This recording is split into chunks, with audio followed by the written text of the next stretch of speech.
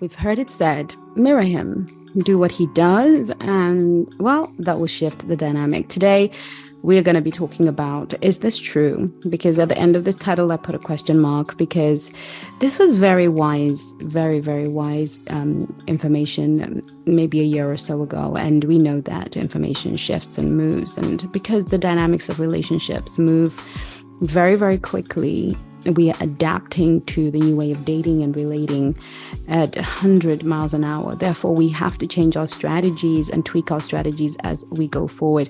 So this video today, I'm so sorry you won't get to see my face, and I know you like to have a chit chat with me, but I've got to get this to you. So you will get some with me talking to you and some using my voice, and I quite like both. So let's get into today's video, and I'll see you right after this.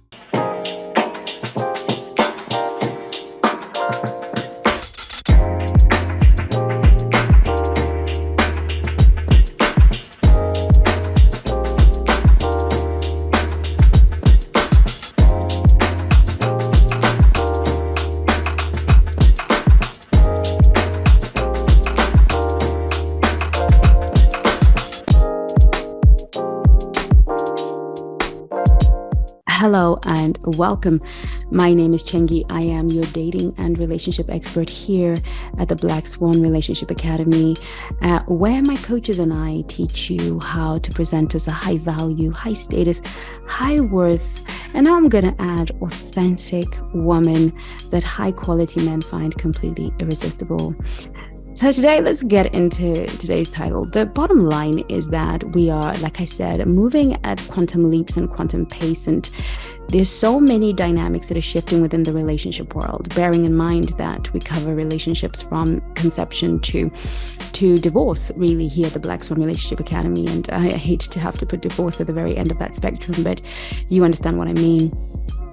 And what we see in terms of shifts means that we also have to be shifting dynamics, which is why it's really important for you to not fall off the bandwagon of the Black Swan universe and kind of keep operating in old principles, because we have to constantly update. And one of the things that I've learned as an influencer and a YouTuber and an expert and a coach is always being open and willing to understand certain dynamics. So I posted this on my Instagram a while ago, and I wanted to do a video on it now because it's really very important. Whenever we experience a shift in our partner's energy, it is wise. It was definitely something that I would propagate and say, hey, look, we're going to match that energy. We're going to mirror that energy and see how they feel about it. The problem is that a lot of the energy that we are mirroring is not actually healthy. We are mirroring trauma responses. We are mirroring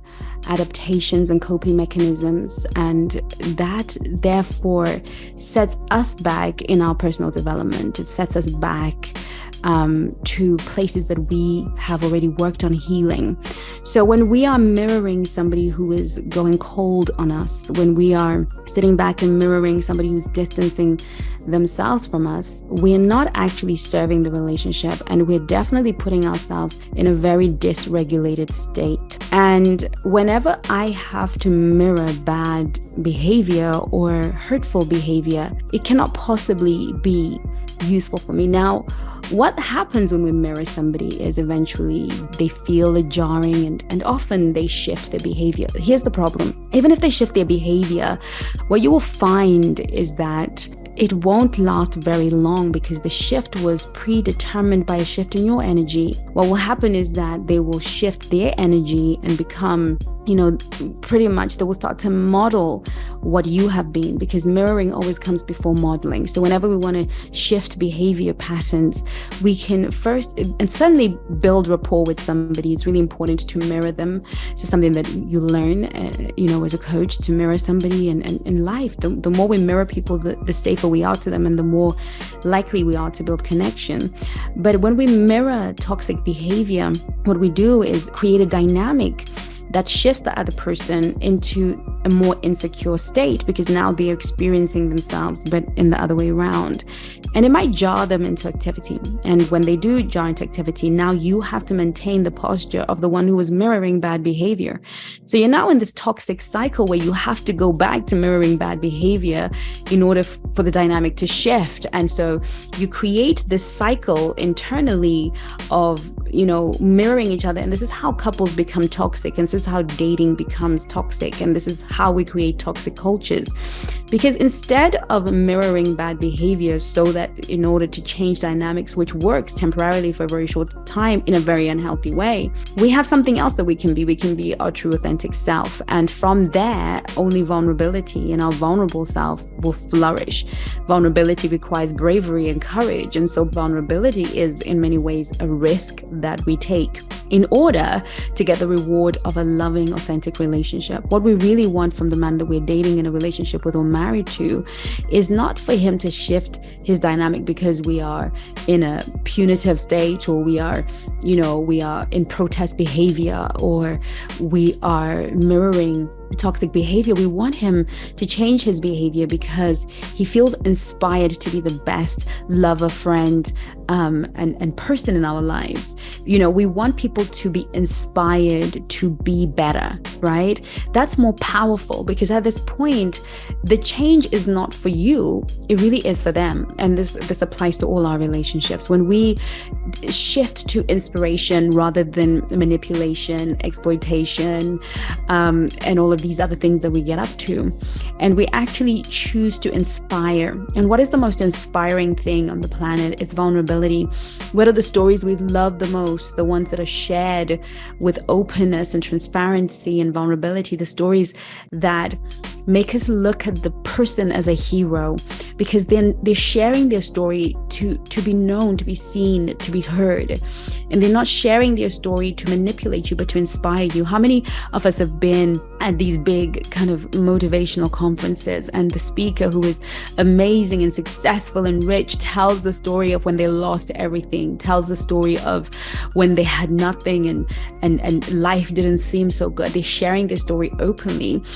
How inspired are we when, even I on this channel share the brokenness of my past? That's really inspiring, isn't it? Because you think, gosh, if she can really change her story, so can I, right? So whenever we show up vulnerably, it's bravery on our side, because I'm a very private person. So for me to share things, it takes a lot of courage, but my authentic self needs to be known and seen. And so does yours.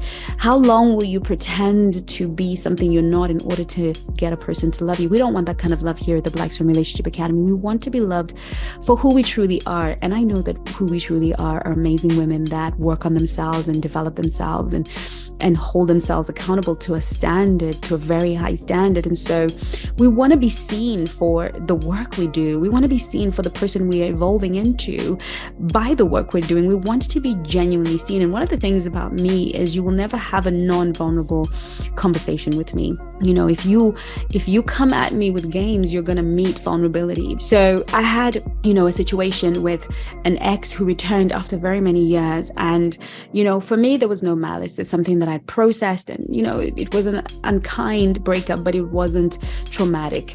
And so, he slides back into my DMs, and, he's doing what most men do when they ghosted or did something unkind in the past and they want to come back. But because I am so au fait with human nature and why we do the things we do, it makes it easier for me to be way more forgiving than the average woman. And, he was kind of doing the usual jokes. And, we had this interaction where he says, oh, we were supposed to do A, B, C, D 4 years ago. And I said, well, the reason we didn't is because of you. And he said, oh, why was it my fault? And he obviously knew that it was his fault. He obviously knew it. But, many of us may be tempted to mirror that, be playful back and, to banter back. I mean, in this instance, I wasn't really trying to get him back or anything. I was just, doing what I do, use myself as a human experiment. And really just, restore peace and friendship. And so, I thought, right, I've got two options. I can mirror him and play dumb and go back and forth until one of us decides to be vulnerable. But I know that doesn't work. I've been doing this for a very long time. But the only way you can ask another person to be vulnerable is to be vulnerable with your own feelings first. And so I said, I said, oh, well, LOL. I sent him some laughing emojis because I really was lighthearted about it. And I said, well, you discarded me, quite heartlessly. And, it wasn't, there was no explanation. You simply just, discarded of me. And that was really painful. And that was vulnerable. That wasn't saying, I fell apart and I can't live if living is without you. I didn't cry or go into some purging, because some of us really think that vulnerability is about losing our dignity. We don't have to lose our dignity to be vulnerable. In fact, dignity helps us to be vulnerable, because at this point, I needed him to see that I was a human woman that was truly hurt. And I think, a lot of men, when they're dealing with a woman of my stature, tend to believe that, I'm this kind of god of a woman rather than a woman like every other woman who gets hurt. And, he was able to respond back vulnerably. I could see that he stopped the conversation. He didn't go, into it, but he was able to respond vulnerably and say, well, look, you were moving at a pace that I wasn't able to maintain. And so I ran, and that was very, very honest and vulnerable for him. And we had a very honest conversation that was kind. And, it was fantastic to clear the air, but it also created a potential and ability for me to actually relate to him in a truly authentic way moving forward. Even if we're friends, he knows that this is how Chengi wants to be related to, that I only have people that are transparent and vulnerable around me. I won't entertain games. And this is what I am creating from my true authentic self. And we have to be brave enough, because yes, being authentic, I could have sent that message and he could have been like, whoa, hello, I'm out of here. And yes, some men will run. Some men will run because they haven't worked on themselves. They haven't done the work to really stick it out and say, hey, look, I was wrong. And, I got the apology that I'd been waiting for years. In fact, I'd stopped waiting for it. But the one that I was longing for in my time of pain, I got the apology, and it was a sincere apology. And this is how we build relationships. We build them by choosing the authentic pathway, by choosing vulnerability, by choosing to tell the truth about how we feel, and, explain to the other person that, look, I'm over it. But, when you ignore me, when you don't pick up my calls, when you act distant, it hurts my feelings. It makes me feel hurt. It makes me feel like I don't matter. And it brings back some trauma, and it brings back stuff for me that I don't want to experience. So what I would love for you to do is choose to show up or not at all, because this back and forth doesn't serve me. And I've done this so many times with so many men, and some have opted to run away for good. And they've said, I think I'll just, I think I'm just going to keep it moving. I think I'm just going to keep it moving. And it was okay. But what I got was an apology. Wouldn't we love an apology? Wouldn't we love for a guy to say, you know what, I'm really sorry. This is on me. I misbehaved. And every single time I show up authentically, either with an ex or a person that I am dating, and I'm like, this is how your actions make me feel. I'm not saying you are making me feel this way, but when you act that way, which you have every right to act, you make me feel some kind of way. And this is what I teach in the Mastering Attraction Masterclass. So I am hoping that you will invest in the Mastering Attraction Masterclass, and how to talk to men so they listen. In fact, that's probably the one that you need to be investing in, how to talk to men so they listen, because these are the tools that I share with you that are going to assist you on your journey, on your journey to love, and on your journey to creating lasting, meaningful relationships. When we match and mirror bad behavior, and reciprocate bad behavior, we suffer and we create suffering, and we become part of the toxic dynamic that begins to happen. So we are actually stepping away from that, and we are actually becoming brave women, right? It's so many of us are cowards, we're emotional cowards because we haven't really prioritized doing the emotional work on ourselves.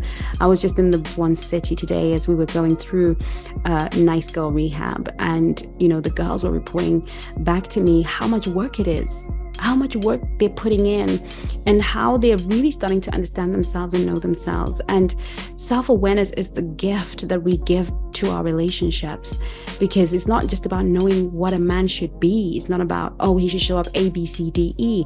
It's really about, who am I? How do I show up?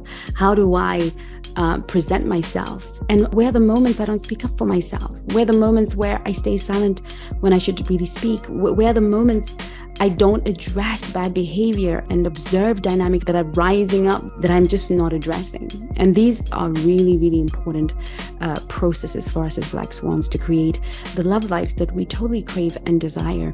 You know, I want all of you to be in healthy and happy and loving relationships that you don't just start, but really enjoy. So I hope that this video was really very, very helpful and useful.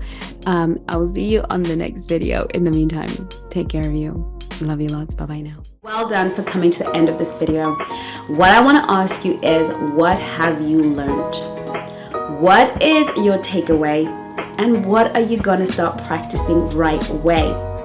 Those 3 things are how you are going to get the best out of every class here at the Black Swan Relationship Academy.